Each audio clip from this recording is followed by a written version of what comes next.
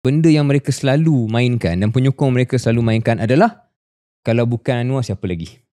Kalau bukan Madani takkan korang nak PAS. So bila dah terlalu selesa dengan naratif dan hujah itu, anda tidak akan ada insentif untuk improve diri sendiri. Sebab anda rasa macam alah, okay lah because the alternative is worse.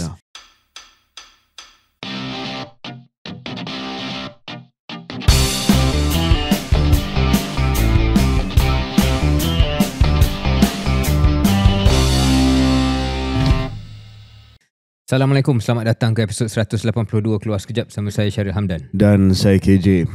Kita merekod atau merakam episod ni pada 11 Disember, beberapa hari selepas rakaman Kindred Stories KJ. Kindred Stories ni adalah podcast yang podcast sepupu Keluar Sekejap yang menjurus kepada perbincangan berkenaan dengan identiti kita sebagai Muslim. Lazimnya tetamu-tetamu yang kita jemput adalah tokoh-tokoh agama dan kita telah pun merakam satu episod bersama Ustaz Numan Ali Khan KJ beberapa hari lepas. Apa reflection KJ tentang episod tersebut? Ya, untuk pendengar dan penonton KS, saya menyeru kepada anda untuk subscribe dan like channel Kindred Stories kita yang seperti mana yang disebut oleh Syaril tadi, memuat naikkan episod-episod podcast dalam bahasa Inggeris kerana kita berhasrat untuk mendapat audiens yang lebih luas daripada Malaysia yang menceritakan pengkisahan ataupun stories daripada tokoh-tokoh Islam dan juga mereka yang Muslim tetapi bukan alim. Pernah ada selebriti ataupun influencer yang terkenal yang menceritakan kisah mereka dari segi their faith. Dan baru ni kita telah pun menjemput dan berbincang dengan Ustaz Numan Ali Khan, seorang tokoh, seorang cendekiawan agama Islam yang sekarang ni menetap di, kalau tak silap saya, di Texas, Amerika Syarikat, Dallas, right? Di Dallas, dan beliau telah pun berada di Amerika Syarikat sekian lama sejak usia remaja, tetapi mempunyai satu following yang sangat besar seluruh dunia termasuk di Malaysia lah. Dan interview kita, you should check it out on Kindred Stories, telah pun dimuat naik 2 hari yang lepas. Telah pun menyampaikan beberapa perkara yang saya rasa sangat-sangat menarik. Pertamanya adalah hubungan kita dengan Al-Quran.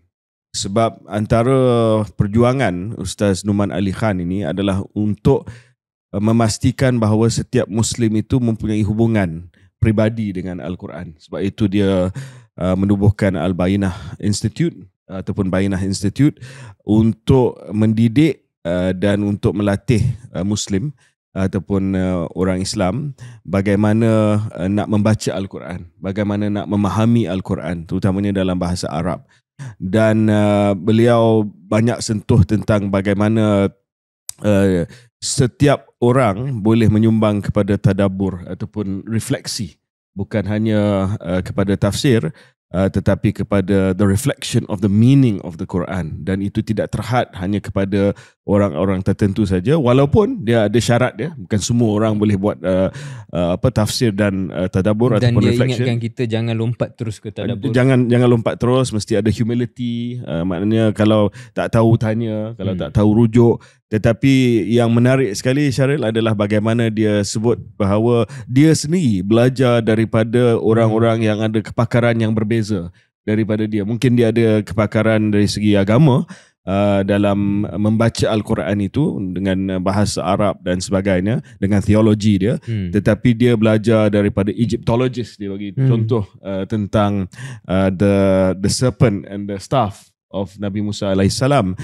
bagaimana ia disebut tentang tongkat dan juga ular dalam sirah itu ataupun dalam kisah itu. Ya, dan contoh-contoh lain bukan hanya dalam Egyptologist memahami konteks ayat suci tersebut, tetapi dia juga sebutlah manusia yang mempunyai iman tetapi mungkin ada kepakaran duniawi, yang mungkin melihat sesuatu ayat suci tersebut dengan tafsiran yang tepat, dengan merujuk kepada mereka yang ada kepakaran dan pengetahuan yang mendalam, mungkin akan melihat dari satu sudut yang berbeza daripada hanya mereka yang alim dari segi tokoh agama semata-mata. Jadi itu satu perspektif yang saya rasa nak pakai ayat progresif ni dia bahaya sikit lah dalam konteks Islam, tapi saya harap penonton faham maksud saya itu adalah perspektif yang lebih syumul, yang lebih terbuka kepada apakah peranan masing-masing kita dalam mendekatkan kita kepada Islam, pada din itu sendiri. Jadi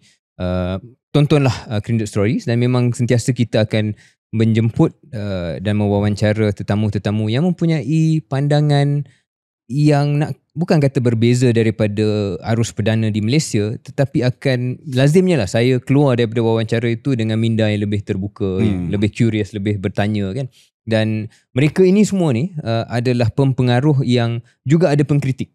Betul. Dalam dunia internet, tokoh-tokoh agama ni masing-masing ada dia punya favourite syekh. Tapi kita gemar mewawancara mereka sebab mereka mempunyai kritikan disebabkan perspektif mereka itu tajam. Dia bukan play safe semata-mata.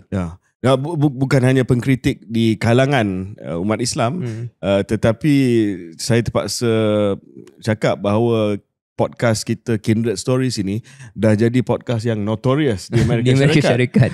Sebab antara sebab Sami Hamdi, sahabat kita yang juga pernah tampil di Kindred Stories sampai 2 kali, antara sebab dia ditangkap oleh agensi ICE, Immigration Amerika Syarikat, adalah disebabkan klip daripada Kindred Stories. Saya lupa sebut dalam episod Kindred Stories yang kita rakam tempoh hari. Dalam episod Thinking Muslim selepas Sami Hamdi keluar, yang barangkali KJ belum dengar lagi, dia sebut benda tu.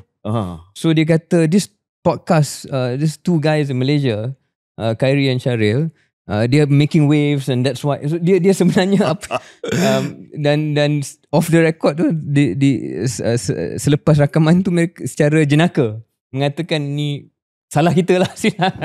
Alright, okay.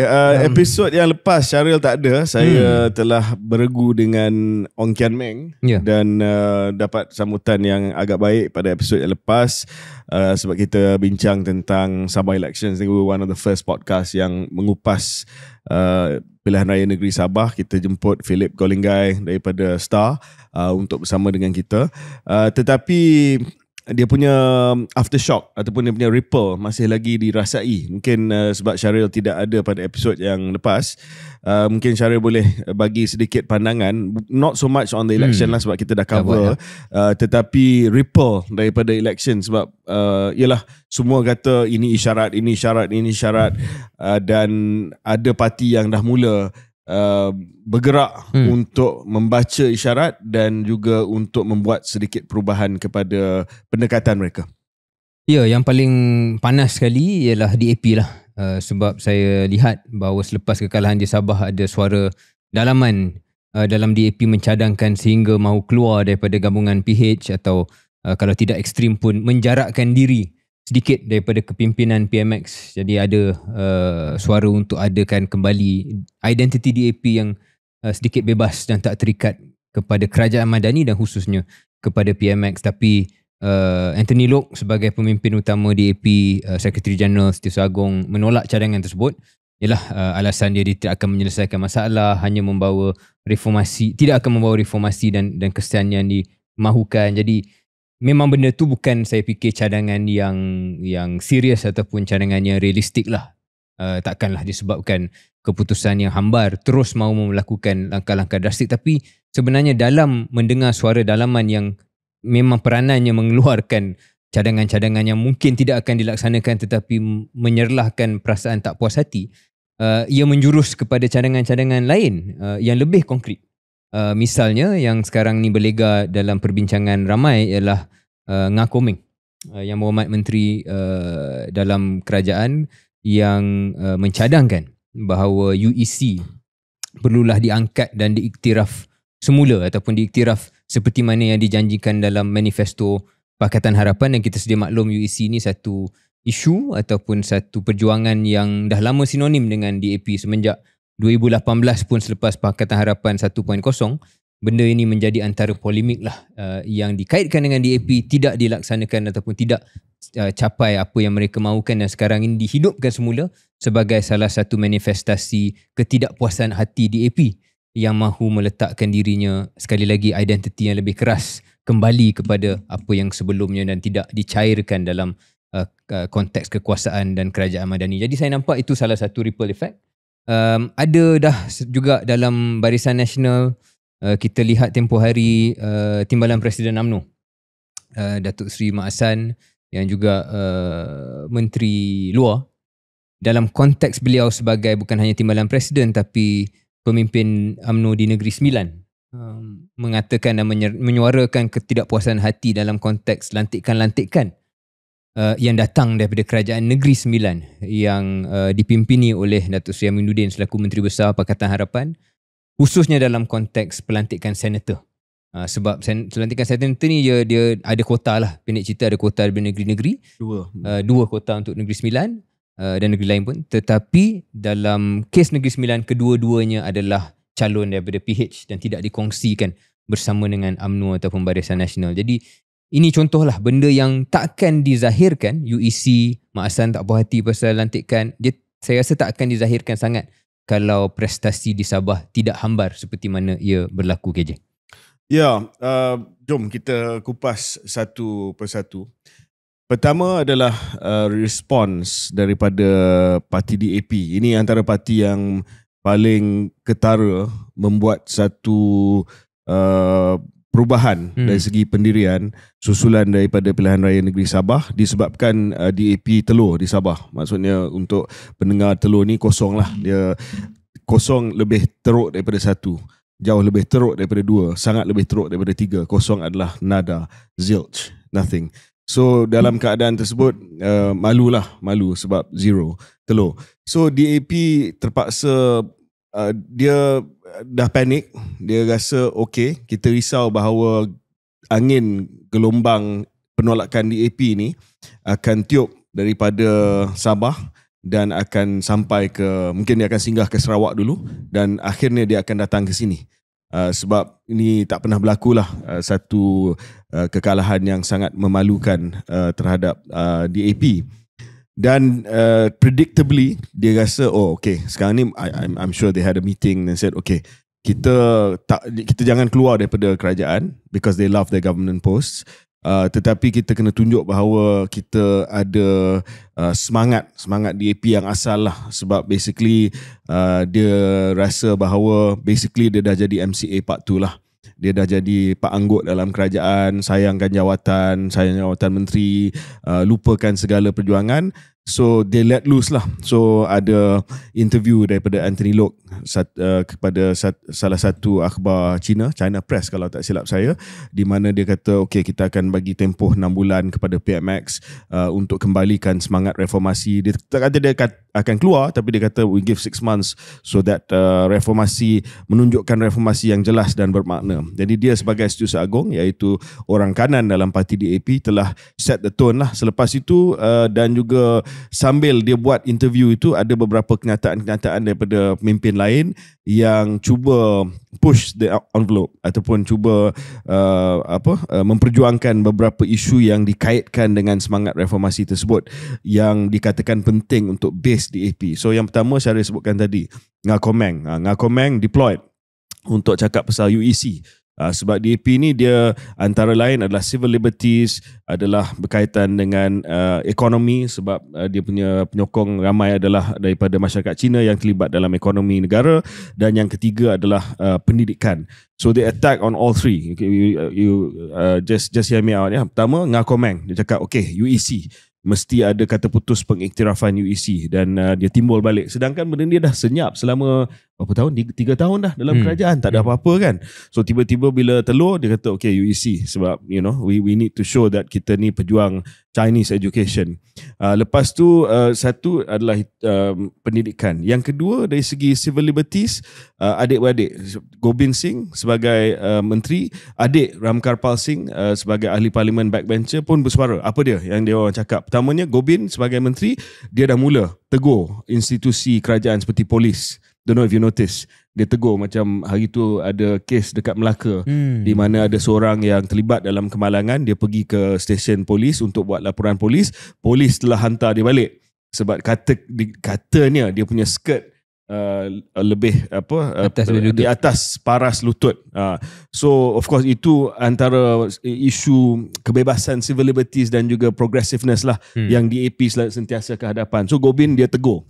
Jarang, dia tak pernah sebelum ni sebagai menteri dia tegur agensi lain, ni agensi polis, agensi besar dia tegur, dan dia tegur secara terbuka sebagai menteri. Ada statement ya, nampak macam okey, kita kena tunjuk bahawa walaupun kita dalam kabinet, kita berani tegur agensi macam polis di Raja Malaysia. Pada hari ataupun sehari sebelum itu, adik dia Ram Kapal Singh, bekas Timbalan Menteri Undang-Undang, sekarang ni backbencher biasa, telah pun bangkitkan, kalau tak silap saya, minta supaya mendesak supaya kerajaan kaji, pinda ataupun mansuhkan SOSMA.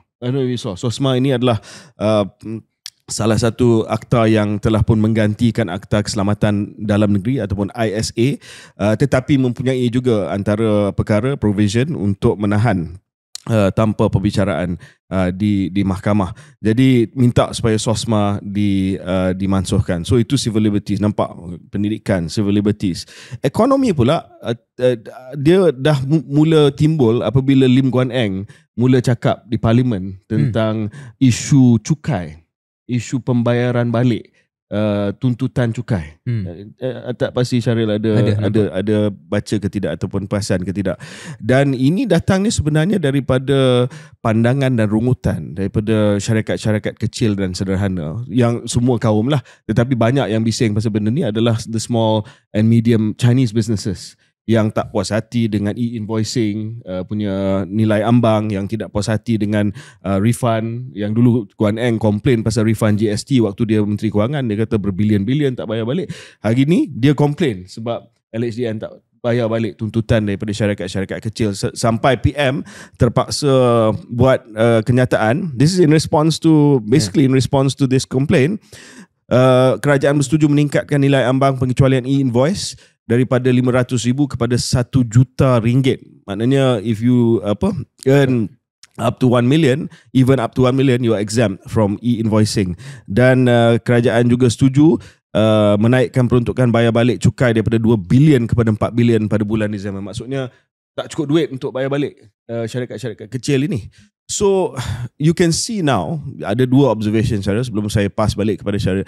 You can see now, bila dia dah terkejut dengan telur ni dekat Sabah, dia dah mula bangun. Dan dia I mean, to me it's necessary politically, but also wayang a bit too late lah. Tetapi dia buat dan dia ada dia punya ekonomi pillar, pendidikan pillar, civil liberties pillar, attack. Okay, that's fine. Tetapi saya juga nak tanya kepada Syaril, sejauh mana Syaril rasa bahawa DAP rasa dia boleh dia boleh dapat apa yang dia nak daripada usaha untuk bangkit semula sebagai DAP yang ori ini, supaya dapat menghakis persepsi MCA2.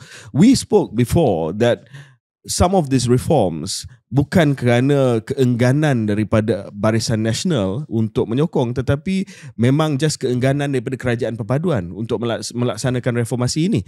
Tetapi mungkin dalam kes ini, sebagai contoh UEC, ya, sebagai contoh SOSMA, saya menjangkakan maybe dua isu ni Barisan Nasional akan push back.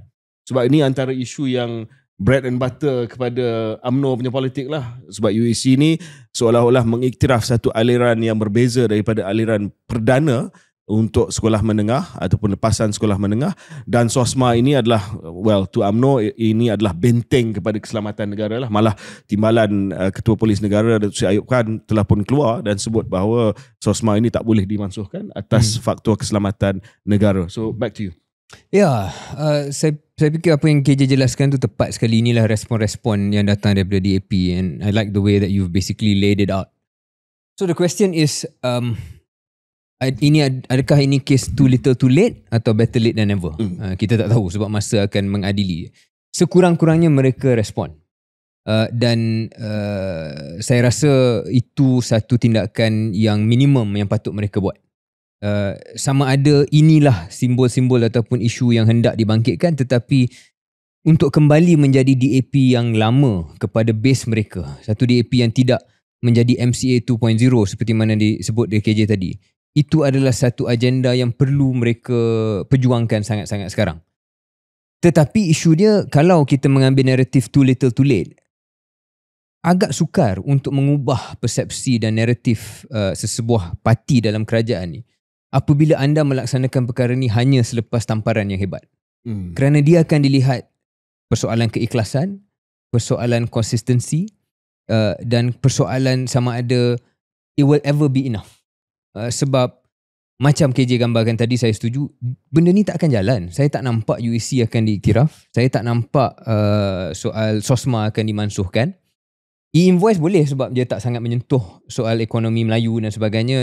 It's not really something that UMNO kisah sangat. Tetapi SOSMA dengan UEC ni, kalau UMNO menerima dan benda itu berjalan, UMNO akan ada krisis. UMNO red line lah. UMNO red line, dan UMNO sendiri yang akan mendapat masalah pula dengan penyokong asas mereka. Boleh bayangkan PAS dan Bersatu dan Perikatan Nasional akan memainkan isu ni. So benda ni tak boleh. Jadi sepatutnya tidak tunggu sampai tamparan hebat ni sebelum melaksanakan sesuatu yang boleh mengekalkan identiti dan juga perjuangan DAP sebelum ni. Yang tak perlu bergantung kepada UEC, tak perlu bergantung kepada isu-isu besar meletup yang polemik besar ni. Apa maksud saya? Maksud saya ialah selama 3 tahun DAP dalam kerajaan Madani, dalam hal-hal tertentu yang patutnya boleh bersuara, mereka tidak bersuara. Dalam hal-hal berkenaan dengan ekonomi, dalam hal-hal berkenaan dengan civil liberty, yang tidak sangat tentang SOSMA, yang bukan tentang UEC, tidak dibangkitkan. Yang bunyi sekarang adalah Rafizi bila dah keluar kerajaan misalnya.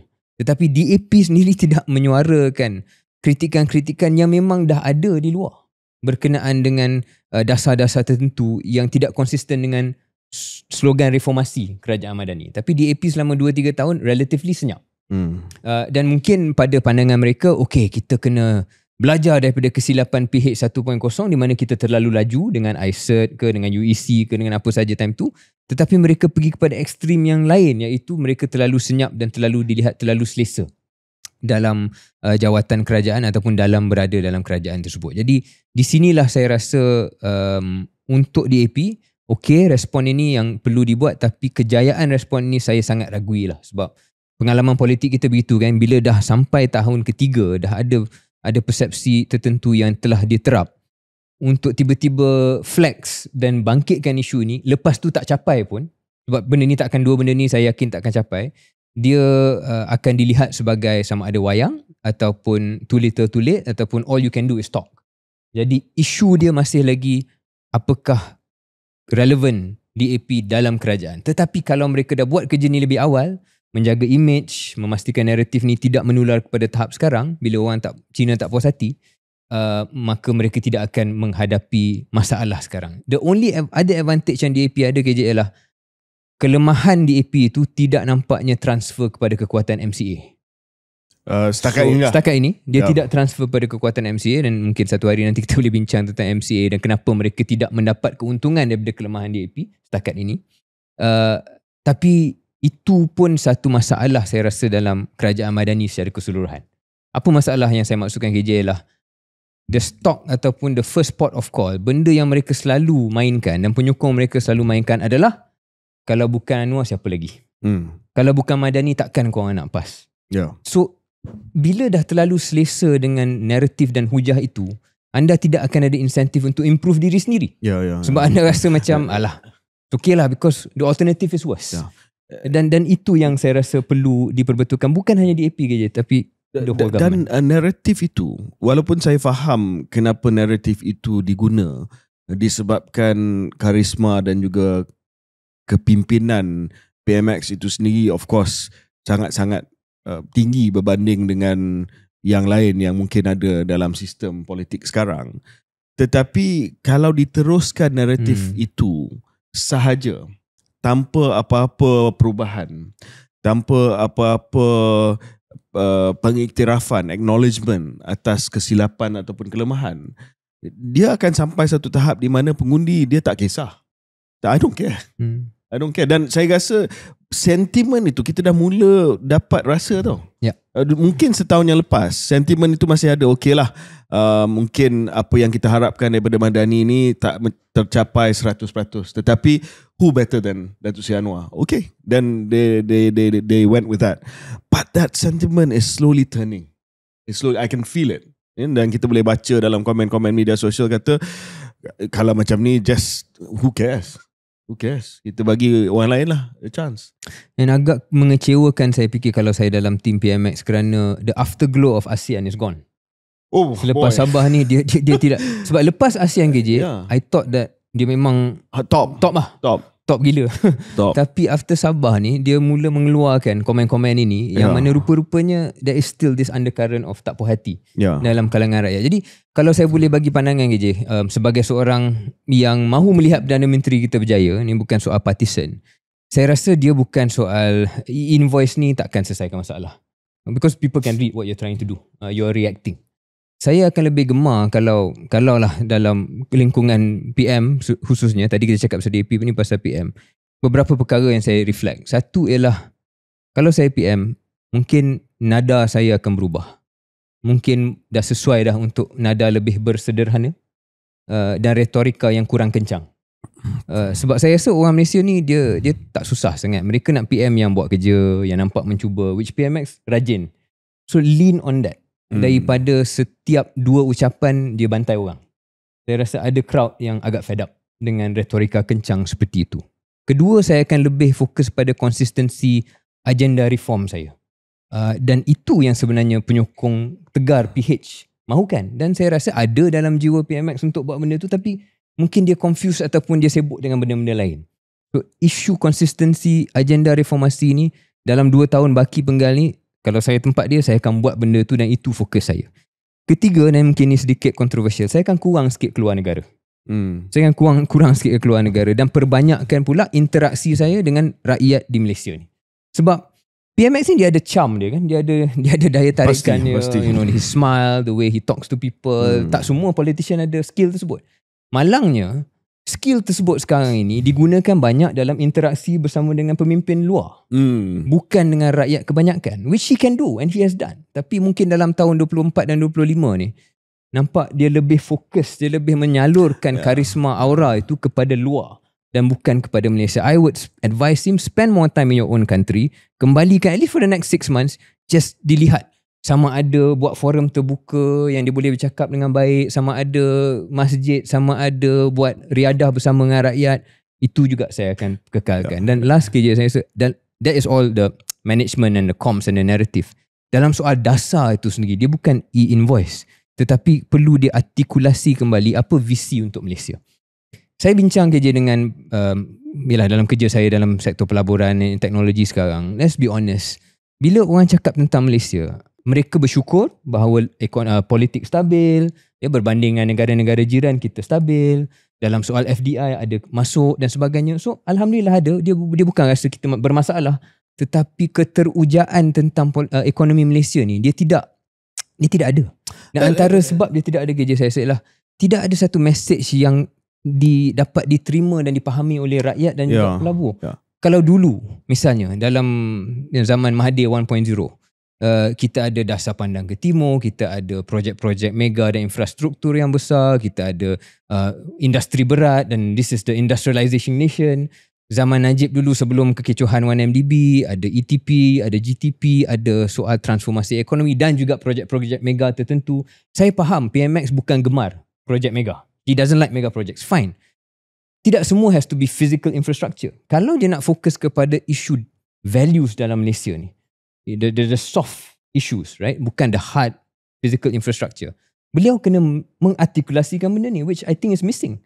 You know, there is no question about, kita nak bangunkan satu Malaysia Madani yang mana modal insannya begini, dari segi nilai-nilainya begini, dan inilah cara kita meningkatkan ekonomi kita. That's how you excite people, Malaysians. Kalau you tanya Malaysian sekarang, rakyat Malaysia, apakah agenda ekonomi Malaysia, mereka tak boleh jawab. Dan so saya nampak is an issue of dasar itu tidak coherent dan juga komunikasi itu tidak tight. Let me try to push back just to play devil's advocate lah, dan kita cuba buat adil kepada kerajaan dan juga kepada PM. Dia orang kata lain macam pula. But no, this is keluar sekejap. So kita kena, we go back and forth. Kita kena uji dan juga kaji semua sudut pandangan. Okay, pertamanya dari segi optic management tadi. Saya rasa saya boleh setuju bahawa mungkin fokus PMX untuk tahun ini sebagai pengurusi ASEAN dan sebagainya lebih kepada lawatan keluar negara, dan tidak nampak macam dia dapat meluangkan masa dengan orang ramai di Malaysia. Tetapi bila saya tengok balik media sosial dia, hampir setiap minggu, sebagai contoh pada hari Jumaat, dia akan pergi solat Jumaat di masjid yang berbeza-beza, di sama ada di Lembah Kelang ataupun di negeri lain kalau ada lawatan ke negeri lain. Dan ada saja interaksi dia dengan orang ramai, dengan kanak-kanak kecil, dengan remaja, dengan orang yang warga emas. Yang saya nampak ada benda tu. Tetapi mungkin dia tenggelam sikit lah sebab fokus media dan juga fokus rakyat banyak tertumpu kepada ASEAN, kepada lawatan ke luar negara. Tapi saya rasa to be fair to him, dia cuba dan saya rasa ada. Kalau kita senaraikan setiap kali dia turun, setiap kali dia bermanja dengan anak muda ataupun dia menyanyi, dia berseluruh, I see that. Dan I think I agree with you, it should be more. Tetapi mungkin disebabkan fokus luar negara pada tahun ini, ASEAN dan sebagainya yang saya sebutkan tadi, benda tu tenggelam sikit. Okay, balik kepada itu, pengurusan optik lah. Balik kepada isu yang pokok, iaitu agenda. Saya rasa apa lagi yang orang nak daripada kerajaan ni, sedangkan dah jelas disebutkan bahawa kita ada beberapa teras ataupun beberapa pillars di bawah dasar ekonomi madani ni untuk menaikkan ceiling dan untuk kita mengangkat lantai martabat rakyat yang ramai melalui satu pendekatan ekonomi yang dapat meningkatkan pendapatan negara, antara lain NETA, antara lain usaha untuk kita ada National Semiconductor Strategy, Energy Transition Roadmap, kita ada New Investment Aspiration, bukan hanya kita dapat pelaburan dalam bidang-bidang yang lama, yang low value, tetapi yang high value. Bukankah ini semua antara lain satu naratif yang dah jelas, yang telah menghasilkan FDI yang paling tinggi dalam sejarah negara pada tahun ini? That's the counter to your argument. So just because there's no ETP branding, Look East policy branding, doesn't mean that it's any less effective. I think politically it is less effective, KJ. You politically you said, but I'm talking about the investors. You were talking about the investors. Malaysia is a boring story right now. So 2 points on the political part, then kita pergi pada ekonomi. On the political part, the fact that kita sentiasa struggle untuk mendapat penonton kita tertarik dengan perbincangan berkenaan dengan NSS, NIMP, NETA, that tells you the story already. Di mana mungkin crowd sekarang berbeza daripada 10-15 tahun yang dulu, tapi still saya rasa ada sesuatu masalah dalam komunikasi dokumen-dokumen ini yang dilihat teknokratik, yang dilihat elite coded, yang tidak dilihat boleh dipahami dan dijiwai oleh rakyat. ETP, GTP itu dulu pun projek yang bukannya rakyat boleh bukannya semua benda tu terkait dengan kampung dia ataupun rumah dia ataupun kawasan dia, tetapi disebabkan cara komunikasi itu dan disebabkan ia konsistensi kepada satu naratif ekonomi transformasi, dia melekat. I think that was, and then apa yang menjadi pokoknya ialah negara berpendapatan tinggi. Kita nak capai 15,000 GNI per capita or something like that, right? So that was the story was there. Cerita itu ada dan projek-projek tentu dilihat, ini menjurus kepada cerita yang kita semua sebagai rakyat Malaysia boleh bersama dalam journey itu, dalam perjalanan itu. NETA, NIMP, data center, dia tidak dilihat oleh rakyat Malaysia sebagai satu agenda kebangsaan yang menaikkan semangat nasionalisme. Sebab apa? Dia tak jelaskan endpoint tu. Dia tak jelaskan endpoint itu, tapi tak dapat pembabitan atau perasaan. Dia tidak menaikkan emosi seperti mana dalam era-era tertentu yang terdahulu. So I think it's part comms and also part the kind of policies we're doing. Okay, before you answer on the investor, saya nak tanya soalan spesifik.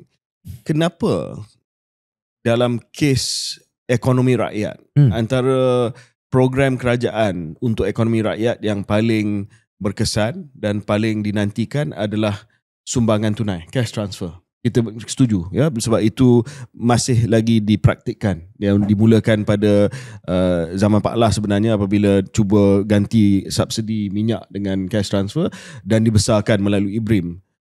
Take BRIM for instance, because that's the first time dia secara menyeluruh. Sumbangan tunai rahmah dia jauh lebih tinggi daripada BRIM dari segi angka dia, dari segi jumlah yang orang terima sekarang ni. But would you say that BRIM has a better branding than STR? Yeah. Why? So, one is more, much more. Sebahagiannya to be fair lah, sebahagiannya ialah you first mover lah. Dia sebab itu kali pertama, so the novelty had a lot, right? So I think 60% of the reason itu. Tetapi keduanya ialah dilihat BRIM, cara penyampaian BRIM tersebut, cerita itu, bagaimana ia datang dengan ekonomi rakyat dan juga ekonomi makro. Sini tak nampak lah, tak nampak STR itu. Apa relevan STR itu kepada NIMP, pada NSS. Jadi naratif pengurusan ekonomi secara keseluruhan itu tidak ada distillation, bahasa Inggerisnya, into an essence. What is the Madani essence? So saya rasa the coherence lah of the policy itu tidak mampu menangkap imajinasi kita. Dan di situ saya nampak, sebab itu juga datang kepada pelabur, mereka melihat Malaysia, bila dalam perbincangan kecil saya lah, negara yang stabil, negara yang ada infrastruktur yang baik, tetapi the next growth engine tu kat mana? They struggle a bit. So mungkin boleh cerita sikit tentang dunia syariah, iaitu pelaburan teks. Sekarang ni bukan nak kata flush with a lot of money lah, tetapi relatively berdasarkan kepada size kita dan juga status pembangunan kita, dah ada banyak dana yang telah pun diwujudkan terutamanya oleh GLIC untuk dipadankan kepada syarikat-syarikat pelaburan teknologi ini untuk membuat pelaburan kepada antara lain syarikat-syarikat pemula dan juga teknologi di Malaysia. Bukankah itu sesuatu yang exciting, or is there still that boring? I think to be fair, benda ni dia ambil masa. Dan disebabkan benda ni baru diumumkan dalam menguruskan ekonomi, dan kalau hendak mendapat credibility ekonomi dalam konteks political economy ni, I think you know this, right? You need to have both the long term stuff and the short term stuff.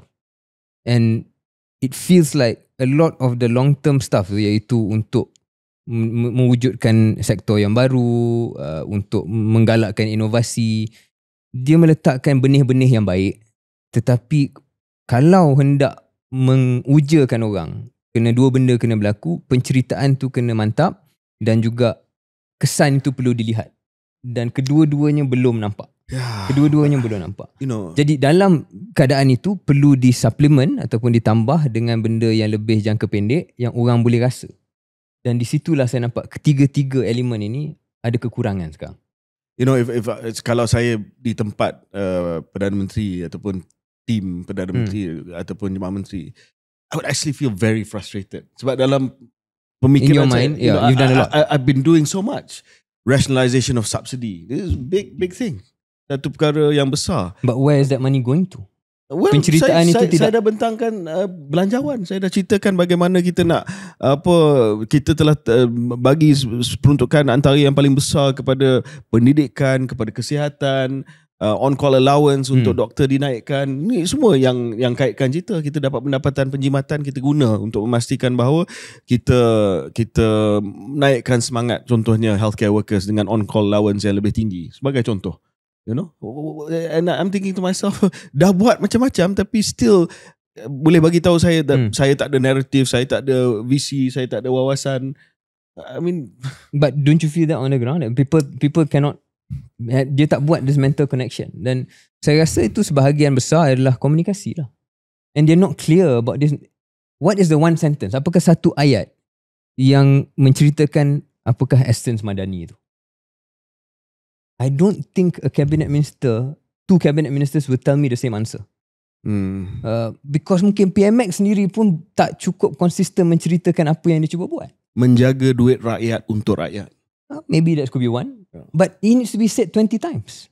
Dan kita kena sebagai consumer of politics kena, okay, ini yang dia cuba buat. Ini sebabnya dia PM yang hebat. I think incidentally, Syaril, you should, dan juga penonton dan juga pendengar KS juga harus mendengar interview dalam podcast Economist. Saya tak pasti sama ada paywall ke tidak, bersama dengan Sir Keir Starmer, Perdana Menteri Britain. Exactly same this. problem, right? Yeah. Exactly this. Dia bila dia ceritakan, sebab dia juga menghadapi masalah yang sama. Dia buat macam-macam, tetapi dia punya populariti sedang menurun dari segi dia punya polling. Yeah. Dia berdepan dengan resurgent right, Nigel Farage. Dan bila saya dengar dia punya interview tu dalam 40 minit, saya kata dia he's quite clear what he wants to do, dan dia bagi contoh-contoh apa yang dia buat. Tetapi balik kepada isu ni lah. Dari segi gambaran besar orang tak nampak. Dan dia pun rasa frust. Dalam kes Keir Starmer, bahasa dan cara penyampaian agak kaku dan teknokratik. Maybe. Dalam kes PMX dia tidak begitu. Tapi aggressive. Somehow dia, one maybe too aggressive. Another one is mungkin dia tak begitu banyak menceritakan naratif ekonomi. Berapa banyak ucapan PMX yang sebenarnya menyentuh apa yang KJ sebut tadi. Inilah maksud Madani, kita nak ambil daripada ni, dan sebab itu kita salurkan kepada itu. Ada, tapi mungkin tenggelam dengan retorika lain. Maha kaya lah, kemudian nampak macam dia marah pembangkang setiap 2 hari. So benda tu je tak sampai lah. Naratif positif tentang apa sebenarnya saya nak buat sebagai. Padahal betul, saya setuju in the end that yes, he's done a lot of things dah bawah pentadbiran dia, tetapi tak sampai. Antara lain komunikasi, dan kedua ialah pilihan dasar-dasar itu tidak dirangkumkan dalam satu naratif makro yang boleh orang faham dan teruja. Kita break seketika dan kita kembali sambung cerita ini selepas break ini.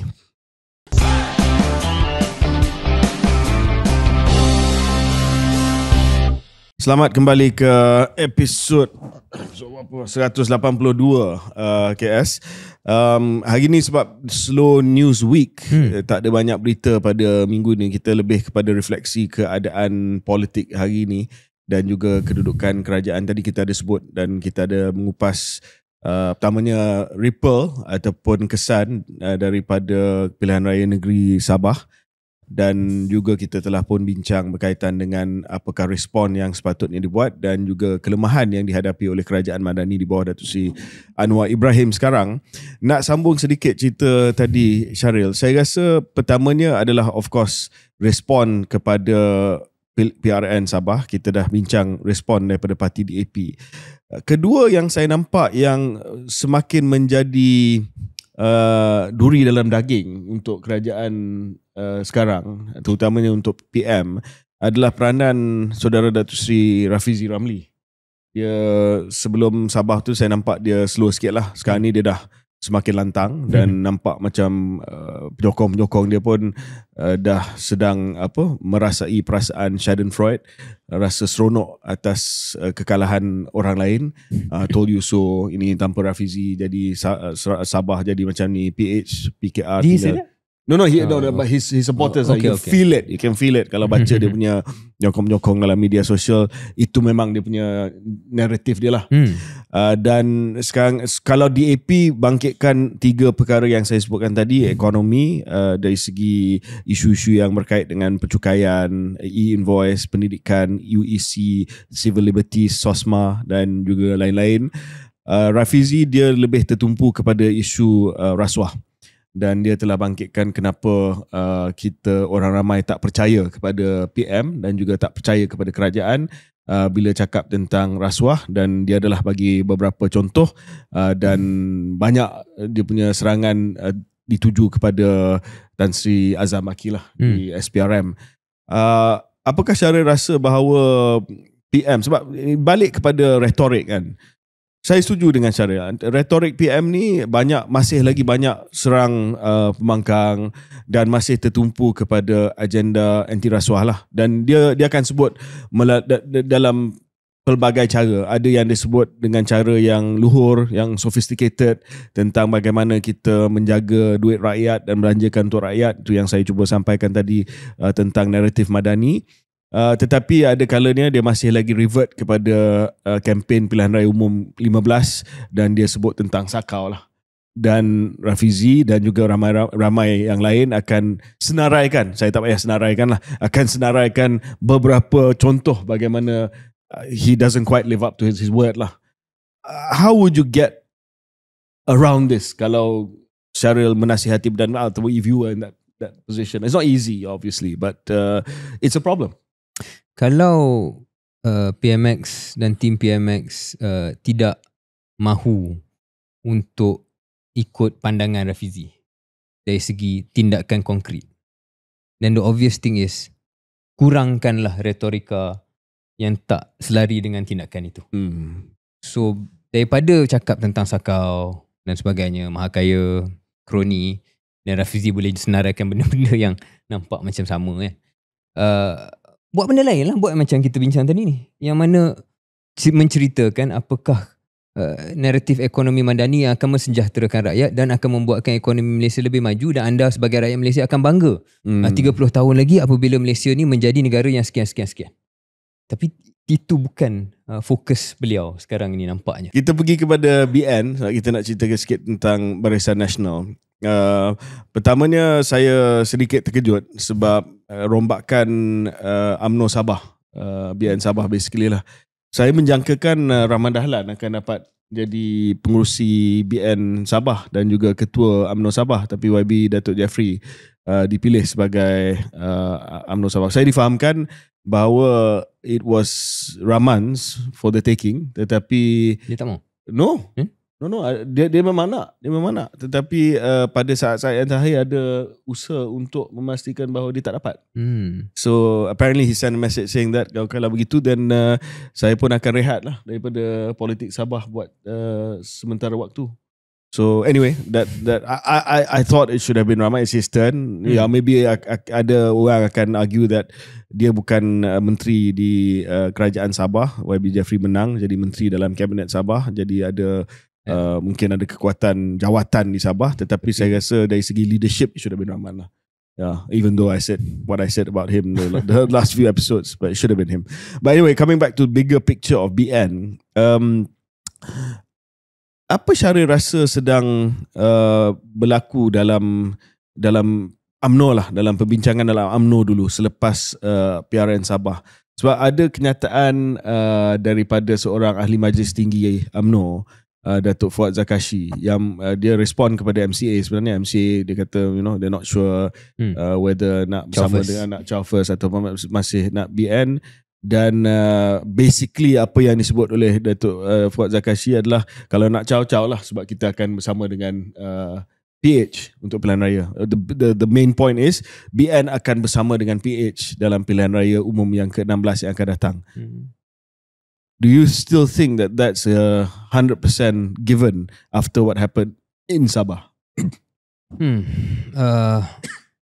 Saya pause kejap sebab tak mengetahui secara mendalam apakah status keakraban Datuk Zahid dan Datuk Sri Anwar yang secara defaultnya kita anggap sangat akrab. Tapi but from the but that's all that matters, right? This is Zahid's party. Sure, but tell us from your experience, apa yang Syahril rasa the akar umbi, the mood music in the party is right now. UMNO dan akar umbi UMNO sepaham kita tak pernah 100% menerima union ini, perkahwinan ini. Itu saya rasa fakta nombor satu, ataupun andaian nombor satu. Andaian nombor dua yang juga berlandaskan sejarah ialah UMNO satu parti yang sangat hebat untuk merangka, merencana, dan dalam game taktik, bukan strategi tapi taktik, mereka UMNO ni sangat laju lah untuk bergerak. Jadi kalau dia nampak sudah lemah, dia akan buat sesuatu. Sama ada ekstrim keluar atau tidak, tapi dia akan buat sesuatu. Dia tak akan ikut, dia tak akan jadi penumpang. UMNO ni bukan penumpang. Dia sangat cepat untuk melaksanakan sesuatu yang menguntungkan diri dia. Don't care about other things. Terutamanya bawah Datuk Sri Zahid. Dan itu bukan kritikan, itu adalah fakta. Ketiga ialah UMNO, dan mungkin ini cerminan cara orang Melayu buat benda, dia sentiasa akan cari titik tengah. Some sort of fudge or compromise. So saya nampak the fudge or compromise ialah yang dah ada bunga-bunga benda ni pun, mungkin bila bertanding besok, nombor satu akan pakai lambang Barisan Nasional, which dari awal mereka akan sebut benda tu. Dan mungkin dalam kerusi tertentu, kalau tak semua, akan ada pertandingan melawan PH juga. Ya. Macam Sabah lah. Macam Sabah. 2-3 kursi. Maka Datuk Seri Zahid dan juga kepimpinan UMNO boleh kata pada akaun umbi, tengok kita bukan bersama dengan PH. Kita go solo, kita pergi sendiri. Dan Datuk Seri Mak Hassan akan ditugaskan untuk buat retorika ni. Sebab dia dilihat jauh sikit daripada PH. So dia akan turun ke bawah dan ceritakan Ashraf Wajdi, Setiausaha Agung, Akmal. So ni geng-geng yang tak berapa, Ashraf memang pro PH lah kan. Tapi Akmal dengan Mak Hassan ni akan ditugaskan ataupun mereka sendiri akan sedia untuk mainkan peranan itu, memberikan go solo semangat. Crowd lah. Dia akan bagi semangat kepada go solo crowd yang ada dekat bawah. In the end, everybody knows ada alignment. Post-election ada alignment, pre-election pun ada alignment. Ada juga. alignment. Dan tapi boleh menceritakan pada akaun umbi UMNO, kita mendengar you punya marah ni. That's how UMNO operates, right? So saya rasa kalau tanya saya, itu yang akan menjadi jalan cerita. Sebagai contoh, nak menjelaskan apa yang Syahril sebutkan tadi tentang kenyataan Mak Hassan, Datuk Seri Utama Muhammad bin Hassan Mak Hassan di Dewan Undangan Negeri Sembilan 2 hari lepas, bila dia ada buat ucapan berkaitan dengan kedudukan jawatan di Negeri Sembilan yang tidak mencerminkan semangat kerajaan perpaduan, seolah-olah tidak ada langsung perkiraan diberi kepada pemimpin daripada Barisan Nasional, sedangkan di peringkat persekutuan ia adalah satu kerajaan perpaduan. Itu dia punya I don't want to say wayang lah, tapi itu dia punya drama lah. Walaupun Mak Hassan sendiri adalah ahli kepada majlis kepimpinan kerajaan perpaduan, boleh saja cakap dalam majlis itu, tetapi untuk memastikan bahawa crowd UMNO ni rasa semangat sikit, dia di Dewan Undangan Negeri publicly dia jadi hero lah, mana jawatan kita. Dan jawapan balas daripada Pakatan Harapan adalah tolong bagi tahu Menteri Besar Johor dan especially Menteri Besar Johor untuk bagi jawatan kepada kita juga. Kalau betul-betul nak mencerminkan semangat kerajaan perpaduan pusat, walaupun di Johor bukan kerajaan perpaduan, tetapi nak mencerminkan semangat perpaduan pusat itu, Melaka dengan Johor bagilah kepada kita lebih. That's the jawapan lah. So ini antara taktik yang digunakan. Okay, bila dah rasa macam kita ni UMNO ni dah terpaksa tunduk banyak sangat, dia akan hantarlah macam Mak Hassan, atau Mak Hassan sendiri akan buat keputusan untuk tunjuk bahawa ini kehebatan UMNO, you kena bagi UMNO sesuatu. Sedangkan at the end of the day, dia memang akan align balik lah. Dan Datuk Zahid tahu benda ni, dan dia membiarkan. Sama ada dia merencana atau tak merencana pun, dia membiarkan sebab ada advantage di situ untuk ahli UMNO tidak revolt lah. So much of party management and UMNO management is sebenarnya pengurusan ahli. Betul. Dan sentimen ahli. Nak peluaskan sikit perbincangan kepada MIC, dan kita sedang cuba menjemput Presiden MIC Tan Sri S. Vigneswaran untuk bersama dengan kita di KS. Dia dah setuju sama ada kita sempat ke tidak pada tahun ini, ataupun mungkin pada awal tahun Januari ataupun awal bulan Januari kita sebelum dia buat apa-apa keputusan drastik lah. Ini pun satu hal juga, sebab MIC di Perhimpunan Agung mereka, tahunan mereka dah buat keputusan, dah ada usul untuk keluar daripada Barisan Nasional. Tetapi again, tactical wayang, dia juga buat keputusan, kita serah kepada Presiden lah. Walaupun ini pandangan akaun umbi, tapi kita serah kepada Presiden untuk menentukan bila dan sama ada dia betul-betul nak pull this trigger, which is classic politics. Untuk pendengar dan penonton KS yang mengikuti politik tapi tak pernah ada pengalaman politik, ini menunjukkan bahawa ini hasrat dan juga pandangan akaun umbi parti begini, dan kita bantu Presiden dengan kita buat satu usul, tapi akhirnya dia boleh guna usul itu sebagai leverage lah. Hey brother, saya punya parti dah nak keluar ni, you see this, I'm preventing the party from going out, so you better give me something. Ataupun dia betul-betul guna, kata I have no choice, I'm gonna go. So what do you think? What do I think will happen? Kalau I'm a guessing man, saya akan teka dia tak akan buat apa sampai habis PRU. Sebab kalau nak buat sekarang, apa beza kalau dah tahan daripada keputusan perhimpunan itu, dan sampai ke hari ni saya tak nampak dia akan berani, kecuali macam KJ kata dia menantikan sesuatu lah. I reckon that letter has gone to PM ahead of the cabinet reshuffle. Yeah, and it will be a bad look. It will be not a good look kepada semua. Dia tidak, kalau itu berlaku, PMX tak nampak cantik, MIC pun tak nampak cantik. Ya, tapi ini bukan soal nampak cantik ke tidak. Ini soal cita-cita individu. This is hardcore politics, right?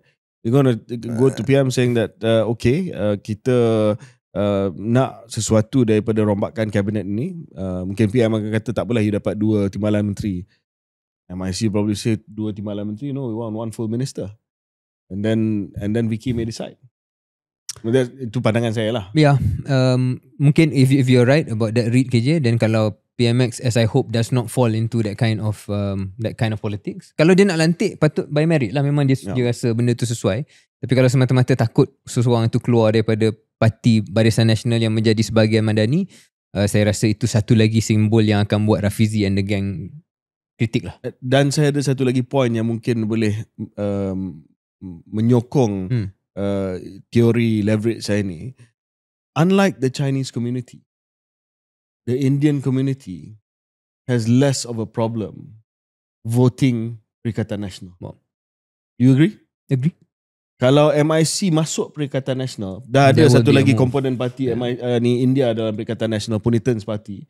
Say Punitan and MIC join together. That's quite a potent force in PN.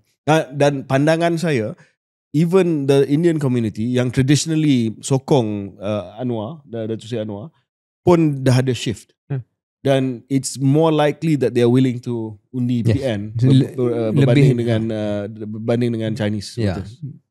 That one I agree. Dia bukan hanya duduk rumah, dia akan keluar. So this is going to be quite dangerous. Especially dalam kursi tertentu. Betul. Betul. No, that I agree. But because of apa yang kita cakap dalam the first half of the show, I think it's important bahawa PMX betul-betul jaga image dia lah.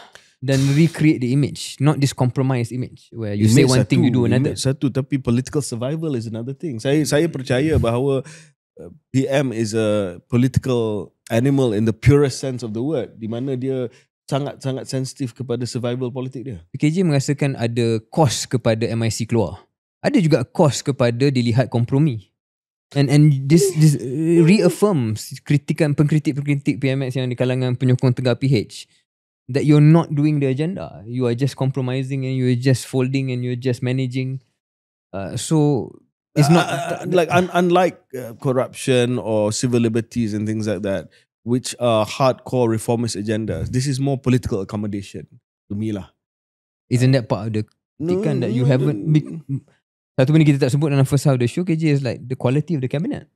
But it's part of why there's this betul underwhelmingness. Betul. Tetapi kalau dapat seorang menteri daripada MIC yang efektif, yang diterima baik oleh orang ramai, saya rasa that can counter it. But anyway, I mean, my point is that lah. My point is, I think soal MIC ni dia lebih daripada isu MIC. Kalau MIC saja dia hanya satu kursi dalam parlimen, tapah Datuk Seri Saravanan. Tetapi dia lebih kepada undi India selepas ini. Kalau MIC moves to PN dengan parti Punitan ni, saya rasa akan ada split of the Indian vote. Then PM will be thinking, kalau dah tak boleh bagi kepada MIC, do I promote Ramanan into cabinet? We can. I thought if I want to bring KJ, I have to promote Ramanan. No lah, KJ is not part of the equation. Do I bring Ramanan? So Ramanan boleh dilihat sebagai pemimpin daripada masyarakat India dan diberikan platform untuk shore up the Indian support. Maybe the last few minutes, Syaril, kita nak speculate a bit about cabinet reshuffle. We are after all a political podcast, and we should speculate about cabinet reshuffle. Datuk Seri Anwar keluarkan kenyataan dia tak terburu-buru. Saya tak ada insider info in any way, tapi saya baca dari luar, insting beliau ialah untuk tidak rock the boat. I don't see him making big moves. Jadi disebabkan itu, saya rasa be quite a constraint. You mean reshuffle? Just penggantian jawatan yang kosong? Maybe reshuffle in the literal sense, just move some people around. Tapi no big moves yang akan membawa implikasi politik besar. Maybe your MIC thing is a counter to my theory. But itu gambaran saya nampak dengan kenyataan-kenyataan dia buat lah. Sebab when somebody is uncertain, dia mengambil masa lama, biasanya orang tu akan buat the smaller move and not the bigger move. So that's my logic yang saya pakai lah, but not based on any information. I think Ramanan goes in sebab naik presiden dan juga wakil daripada masyarakat India. Dan jika PM nampak ada satu strategic move daripada PN untuk ajak MIC dan ada block parti-parti India dalam Perikatan Nasional yang boleh menarik sokongan even 50-60%, it's a lot, then that makes sense. I think Ramanan goes in. I think PM is thinking really, really hard about Fadlina. Walaupun tinggal baki 20 bulan sahaja ataupun 2 tahun, paling lama pun 2 tahun saja. Saya rasa PM sangat sensitif dengan pandangan orang ramai. Dan kalau kita ada bancian orang ramai tentang menteri yang paling underperform sekarang ni, I'm sure that Fadlina will be at the top of that list lah. Dan saya rasa Kementerian Pendidikan sangat penting untuk masa depan negara, dan Kementerian Pendidikan akan ada kesan juga, boleh ada kesan baik, positif untuk pilihan raya akan datang. If you get the right person in place, even though 2 years, you can get something going. Something going there. So I think he's thinking hard about Fadlina. I think there is going to be some demand for Iwan's position to be replaced by Sabahan. So I think Haji G will be talking to PM siapa yang akan menggantikan jawatan Iwan Benedict yang sekarang ni dah jadi timbalan Ketua Menteri, dengan alasan bahawa itu adalah kota Sabah. So Haji G mungkin dalam pemikirannya tengah fikir sama ada nak bagi balik kepada another component party ataupun another party, or to take it for GRS themselves to get another seat. So kalau GRS dapat, Amizan is already in, then who knows, you might even see Firdaus emerge as a minister, our friend who's deputy minister of tourism right now. And I think dia akan ada an UMNO plus an UMNO replacement lah, sebab Datuk Seri Zahid akan kata Zafrul punya tempat tu UMNO, walaupun dia dah cross kepada PKR, tapi at the point of appointment he was UMNO. So I think there's going to be a replacement, and I think saya nak baca daripada luar lah, the easiest and most convenient minister yang Datuk Zahid boleh justify kepada UMNO crowd untuk diangkat menjadi menteri ataupun anggota jemaah menteri adalah Ketua Wanita Nuraini. She's a deputy minister now. She has been a minister before. She's Ketua Wanita. She goes in. Maybe, I don't know if she can do the MITI job. Maybe they'll swap around lah. Maybe they'll shuffle around. Somebody will go to MITI. I don't know, and then she'll have to go. I mean, I know her and I know what her strengths are. So although she served in a MITI agency, kalau tak silap saya, Maida before, tetapi mungkin not entirely suitable right now. But she'll go up and be reshuffled somewhere lah. That's my prediction. Saya tak mungkin penuh mendalam, tapi mendengar firasat KJ tu Make sense. Dan dia macam selari dengan apa yang saya bayangkan. No major move, no sudden movement, just contain. Tidak ada superstar luar yang akan masuk. Tak boleh.